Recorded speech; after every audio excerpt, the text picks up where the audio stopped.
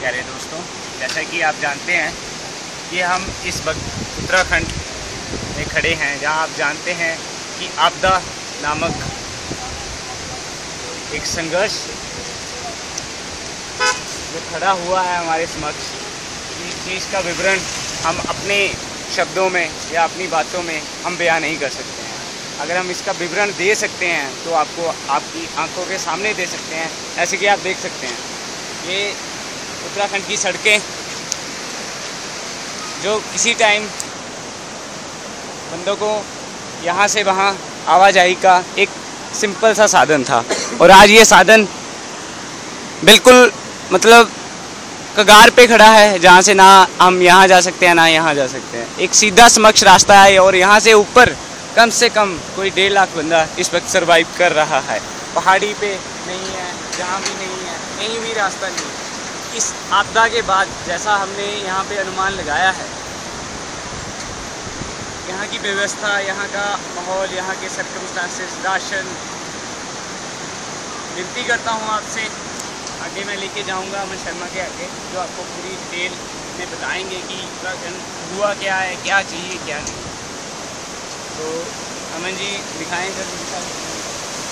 नमस्कार दोस्त। कहते हैं पानी हमारे जीवन का मुख्य स्रोत होता है, बट क्या किसी ने सोचा ये पानी हमें त्रासदी की ओर भी ला सकता है? मित्रों, ऐसा ही कुछ हुआ है उत्तराखंड के केदारनाथ में। जैसा कि आप जानते हैं वहाँ पर बादल फटने की वजह से कम भी करोड़ों रुपए का नुकसान हो चुका है। नुकसान ईंट पत्थर तो हम फिर भी ला सकते हैं, लेकिन उन गरीब और अनाथ बच्चों और फैमिलियों के बारे में सोचिए जो इस टाइम एक छोटे छोटे अन्न के दाने के लिए भी मोहताज है। मित्रों, कहते हैं कि ज़िंदगी में सब कुछ मिलता है, लेकिन इंसानियत नहीं मिलती। अब मैं आपको यहाँ के कुछ हालात से रूबरू करवाना चाहता हूँ। जैसा कि आप देख रहे हैं ये रोड है, बट अब ये रोड नहीं रहा, ये बहुत बड़े बड़े खड्डे बन चुके हैं। इस टाइम मैं केदारनाथ उत्तराखंड के मेन हाईवे पे हूँ, जहाँ पर इतना बड़ा खड्डा है। अब हम कुछ आगे देखते हैं, हर तरफ से सड़कें टूटी हुई है। वो सामने हमारे एक मित्र जो राहत सामग्री की आवाजाही को सुचारू रूप से चलाने के लिए उस पहाड़ी के साथ संघर्ष कर रहा है, और लोग पैदल ही वहाँ तक पहुँच रहे हैं। क्यों? क्योंकि उनको एक गांव से दूसरे गांव के जाने के लिए, जो मात्र 2 या 2.5 किलोमीटर के एरिया में है, कम से कम भी 8 से 9 घंटे पैदल यात्रा करनी पड़ रही है। हम अपनी टीम के साथ यहाँ बहुत मुश्किल से पहुँचे हैं, और आप लोगों से विनम्र निवेदन करते हैं मित्रों, प्लीज़ हमारा सहयोग करें ताकि हम इन लोगों को कुछ खाने पीने की, रहने की और पहनने की, जीवन यापन की सुविधाएं उपलब्ध करवा सकें। अब मैं अगला हमारे गौरव कुमार जी को आगे के हालात के बारे में बुलाना चाहूँगा। तो गौरव कुमार जी, प्लीज़ आप आएँ और हमारे मित्रों को इस चीज़ के बारे में बताएं। नमस्कार। जैसा अमन जी अभी बता रहे थे,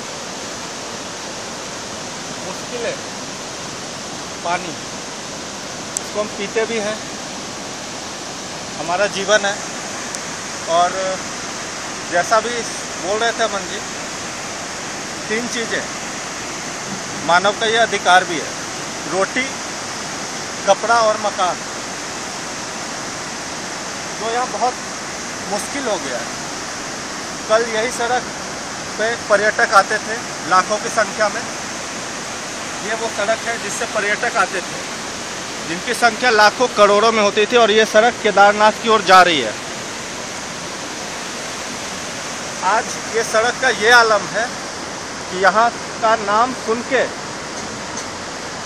नाम सुन के लोगों के रोंगटे खड़े हो जा रहे हैं। बहुत सारी चीज़ें हम आपको दिखला नहीं सकते, बोल नहीं सकते, क्योंकि ये बात किसी मुद्दे की नहीं है, न ही राजनीति की है, ये बात इंसानियत की है।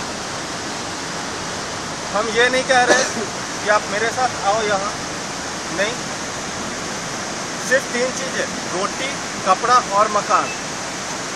आपसे जिस तरह से सहायता बन सकता है, जो हो सकता, जो भी, हम ये नहीं बोल रहे कि हमारे लिए ये करो वो करो, हमारे लिए नहीं, अपने आने वाले फ्यूचर के लिए करो। जब आप अपने बच्चों के सामने खड़ा हो तो उसे गर्व से कह सको कि हमने भी कुछ किया। आगे ऊपर से लगातार हर एक दिन लैंडस्लाइडिंग हो रहा, ऊपर से पहाड़ें नीचे गिर रही। आप देख सकते हैं कि लोग पैदल आ जा रहे हैं, जहां कोई भी साधन नहीं है मौजूद। सर एक मिनट,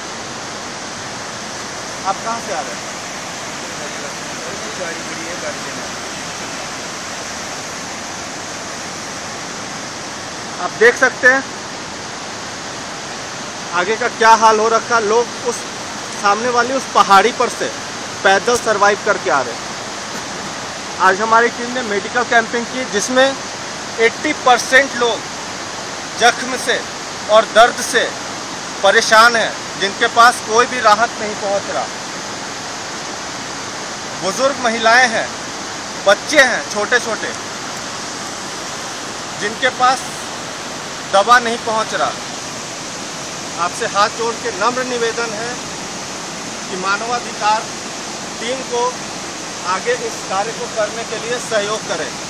बस धन्यवाद, जय हिंद।